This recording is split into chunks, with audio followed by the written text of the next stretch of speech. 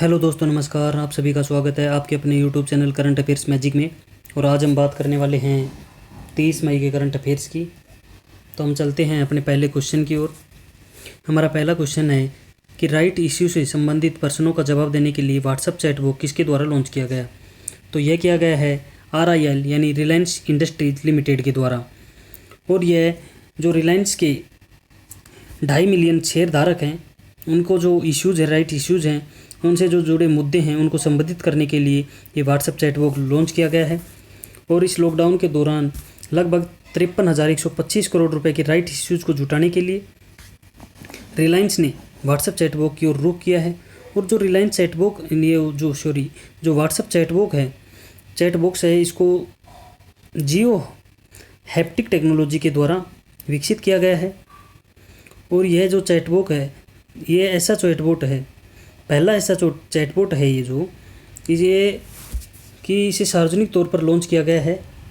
और जो व्हाट्सएप पर उपलब्ध है, यह चैटबॉट शेयरधारकों के प्रश्नों जैसे उसके राइट इश्यूज से संबंधित महत्वपूर्ण तिथि हैं, शेयरधारकों के अधिकार, पात्रता के लिए योग्य और राइट्स को कैसे बेचें, इनके बारे में, यानी हर चीज़ के बारे में इन्होंने एक सार्वजनिक रूप में इन्हें लॉन्च किया है। रिलायंस इंडस्ट्री के जो अध्यक्ष और प्रबंधक निदेशक हैं वो हैं मुकेश अंबानी। और हमारा अगला क्वेश्चन है कि S&P यानी स्टैंडर्ड एंड पुअर्स ने वित्त वर्ष 2021 में भारतीय अर्थव्यवस्था में कितनी गिरावट का अनुमान लगाया है। तो यह लगाया है 5% का। और फिच ने भी यह अनुमान 5% का ही लगाया था। और फिच ने साथ ही जो वैश्विक GDP गिरावट है उसको 4.6% आंका था। S&P का स्थापना सन 1917 में हुई थी और इसके जो फाउंडर थे वो थे जेम्स H MC ग्रो और जॉन A हिल। इसका हेडक्वार्टर न्यूयॉर्क US में स्थित है। और हमारा अगला क्वेश्चन है कि हाल ही में वायुसेना के स्क्वाड्रन फ्लाइंग बुलेट में कौन सा लड़ाकू विमान शामिल किया गया है। तो यह किया गया है तेजस MK-1 FOC। और इसे हाल ही में अभी 18 स्क्वाड्रन के अंतर्गत, जिसे फ्लाइंग बुलेट के नाम से भी जाना जाता है, इसको शामिल किया गया है। इसके अंदर एक एकल इंजन और हल्के वजन, बेहद चुस्त और सभी मौसम में बहु भूमिका निभाने वाला यह लड़ाकू विमान है। और ये साथ ही हवा से हवा में ईंधन भरने में भी सक्षम है। और इस प्रकार का स्क्वाड्रन भारतीय वायुसेना में यह पहला है। और इस स्क्वाड्रन का संचालन है जो वायुसेना प्रमुख air chief marshal RK Singh Bhadauria के द्वारा किया गया है। और हमारी वायुसेना का जो आदर्श वाक्य है वो है नभ स्पर्शन दीप्तम। और वायुसेना दिवस 8 अक्टूबर को मनाया जाता है। हमारा अगला क्वेश्चन है कि NDB के अगले अध्यक्ष के रूप में किसे चुना गया है। तो NDB यानी न्यू डेवलपमेंट बैंक, और इसका जो अगला अध्यक्ष है वो मार्कोस ट्राइजो को चुना गया है। और ये स्थान लेंगे KV कामत खां। और साथ ही जो NDB के उपाध्यक्ष और CRO हैं, ये भारत के व्यक्ति अनिल किशोर को चुना गया है, जो सर्विस JB का स्थान लेंगे। और अभी एक वीडियो कॉन्फ्रेंस के माध्यम से एक बैठक आयोजित हुई थी और उस बैठक में यह निर्णय लिया गया कि इसका अध्यक्ष किसे चुना जाए और उपाध्यक्ष किसे चुना जाए। और ये 7 जुलाई 2020 से अपना जो पद है उसका कार्यभार ग्रहण करेंगे। और इस वीडियो कॉन्फ्रेंस में जो भारत की तरफ से जिसने नेतृत्व किया वो थे हमारे केंद्रीय वित्त मंत्री और कॉरपोरेट मामलों के मंत्री Nirmala Sitharaman ji. New development bank के अध्यक्ष पहले KV कामत थे। हमारा अगला क्वेश्चन है कि ओरिएंटल इंश्योरेंस कंपनी की नई CMD किसे चुना गया। तो ये चुना गया है SN राजेश्वरी को, जो स्थान लेंगी AV गिरजा कुमार का। जो जुबैर इकबाल हैं, ये अभी हाल ही में जम्मू एंड कश्मीर बैंक के अध्यक्ष चुने गए थे। और V विद्यावती ये भारतीय पुरातत्विक सर्वेक्षण की DG यानी महानिदेशक चुनी गई थी।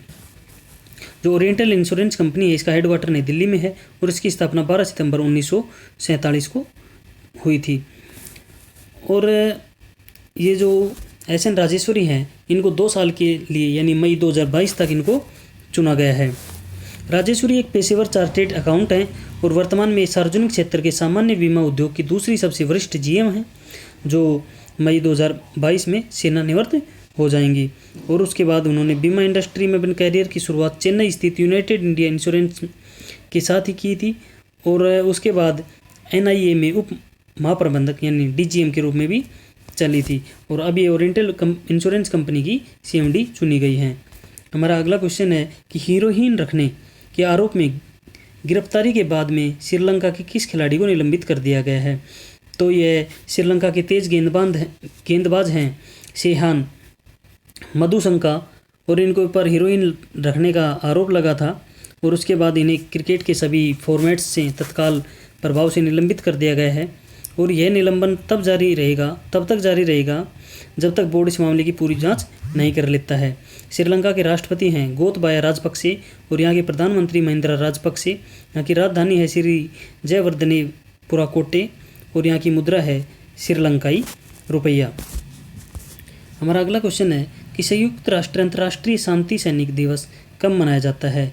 तो यह मनाया जाता है 29 मई को, और इसकी जो अब की बार थीम थी वो थी वुमेन इन पीस कीपिंग ए की टू पीस, यानी कि महिला शांति और सुरक्षा पर संयुक्त राष्ट्र सुरक्षा परिषद के प्रस्ताव 1325 को अपनाने की ये 20वीं वर्षगांठ को चिन्हित करने के लिए इसको चुना गया था। और संयुक्त राष्ट्र महासभा द्वारा साल 2003 में अपनाए एक प्रस्ताव के बाद 29 मई को संयुक्त राष्ट्र अंतर्राष्ट्रीय शांति सैनिक दिवस के रूप में मनाए जाने की घोषणा की थी। अब बात करें हम मई के डेज की, तो 1 मई को अंतर्राष्ट्रीय मजदूर दिवस मनाया जाता है, 2 मई को वर्ल्ड ट्यूना डे मनाया जाता है, 4 मई को कोयला खदान दिवस, 8 मई को विश्व रेड क्रॉस दिवस, 9 मई को विजय दिवस मनाया जाता है, 11 मई को राष्ट्रीय प्रौद्योगिकी दिवस, 12 मई को अंतर्राष्ट्रीय नर्स दिवस, 14 मई को विश्व प्रवासी दिवस और 15 मई को परिवार का अंतर्राष्ट्रीय दिवस, 17 मई को विश्व दूरसंचार दिवस मनाया जाता है, 21 मई को आतंकवाद विरोधी दिवस मनाया जाता है, 24 मई को राष्ट्रमंडल दिवस मनाया जाता है और 31 मई को तंबाकू विरोधी दिवस मनाया जाता है और मई के दूसरे रविवार को मातृत्व दिवस मनाया जाता है। और साथ ही 29 मई को वर्ल्ड डाइजेस्टिव हेल्थ डे, यह भी 29 मई को ही मनाया जाता है और यह प्रत्येक वर्ष वर्ल्ड गैस्ट्रोएंट्रोलॉजी ऑर्गेनाइजेशन के द्वारा मनाया जाता है, यानी WGO। और अब की बार जो इसकी थीम रखी गई थी वो रखी गई थी gut microbiome a global perspective. और WGO का हेडक्वार्टर मिल्वॉकी विस्कॉन्सिन अमेरिका में है और इसकी स्थापना हुई थी सन 1958 को। हमारा अगला क्वेश्चन है कि अगला क्वेश्चन है अंतर्राष्ट्रीय महिला स्वास्थ्य कार्यवाही दिवस कब मनाया जाता है?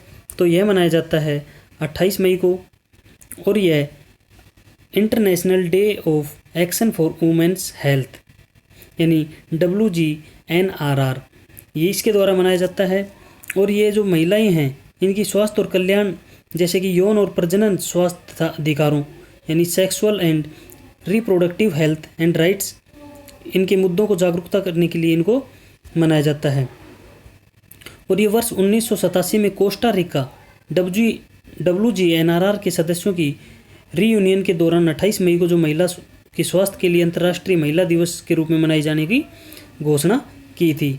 इसका हेडक्वार्टर है ये एम्स्टर्डम नीदरलैंड में है और इसकी स्थापना हुई थी 1984 को। और साथ ही 28 मई को वर्ल्ड हंगर डे भी मनाया जाता है, वर्ल्ड हंगर डे यानी भूखमरी का दिवस। और इस दिन को मनाए जाने का उद्देश्य है कि दुनिया भर में भूखमरी से ग्रस्त लगभग 800 मिलियन से अधिक लोग हैं, उनके बारे में जागरूकता करना, उनके लिए खाना उपलब्ध करवाना। और इस साल को 2021 के बाद में न केवल भूखमरी की बीमारी के बारे में जागरूकता करने के लिए मनाया जाता है बल्कि जो स्थायी उपक्रमों के माध्यम से भूखमरी और गरीबी को समाप्त करने के लिए मनाया जाता है। और अब की बार 2019 की जो ग्लोबल हंगर इंडेक्स रिपोर्ट थी उसके अंदर 117 देशों में जो भारत का स्थान था वह था 102 नंबर। हमारा अगला क्वेश्चन है कि केरल की पहली महिला DGP कौन बनी? तो यह बनी है R श्रीरेखा, जिसे केरल की पुलिस महानिदेशक बनने वाली ये पहली महिला हैं। और केरल सरकार ने इन्हें फायर एंड रेस्क्यू सर्विसेज में DGP के रूप में इन्हें नियुक्त किया गया है।